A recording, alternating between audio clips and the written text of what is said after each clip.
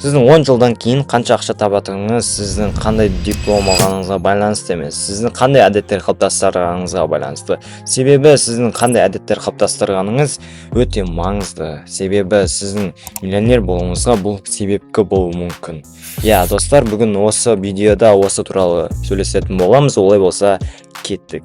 Бірінші әдет бойынша миллионерлердің бірінші әдеті ол ерте тұру. Себебі ерте тұру сіздің мақсатыңызға көбірек уақыт жұмсауға мүмкіндік береді. Бұл өз кезегінде сіздің мақсатыңызға тезірек жетуге көмектеседі. Осы арқылы миллионерлер осы әдет арқылы көптеген нәрселерді үлгеріп және өзінің жұмыстарына көп фокус қоя алып жүр. Енді ары қарай екінші әдет басталады, яғни жалғасып кетеді. Ерте тұрады және олар денсаулығына қарайды. Мысалға айтайық, сіз ерте тұрасыз, бірақ ештеңе істемей, сіз ауыр жұмыстар істеп немесе дым істемесеңіз де сіздің денсаулығыңыз кетеді, дұрыс па?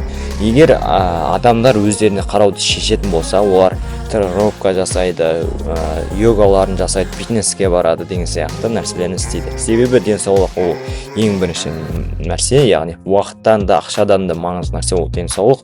Сол үшін олар денсаулығына аса қатты маңызды рөлмен қарайды. Себебі денсаулық болмаса, сіздің уақытыңыз, фокусыңыз, ақшаңыз да кетіп қалуы мүмкін. Себебі денсаулықты емдеу де, оны емдеу үшін сізге уақыт керек, ақша керек. Сол үшін денсаулықты күтіп ұстау керек барынша. Бұл екінші әдетіміз болды. Себебі біздің екінші әдетіміз бірінші әдетті жалғастырып кету керек. Енді үшінші әдет ол бізде қандай да бір ақшаның қандай да бір бөлігін жинап отыру, яғни капитал жинау деп айтады.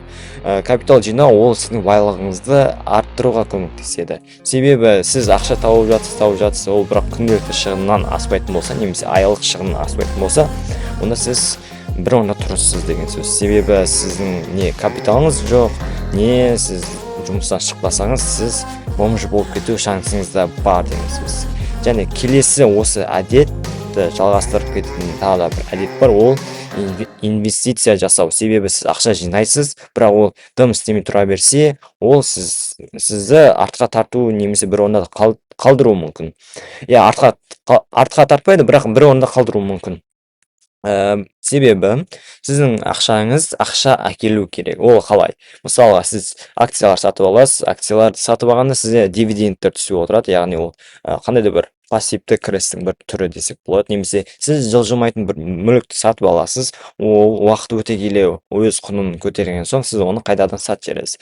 Бұл схема осылайынан жұмыс істейді. Яғни сіздің ақшаңыз өз ақшасын өзі тартып алу керек. Осы әдеттерді қалыптастыру арқылы сіз миллионер болу шансыңыз жоғары. Және осы әдеттерді қалыптастыру арқылы тек миллионер болуға емес, сіздің салауатты өмір салтыңызды ұстануға көп әсерін тигізеді деген ойдамын. Егер бұл видео сізге пайдалы болатын болса, видеоға лайк басып, арнаға жазылып қойыңыз.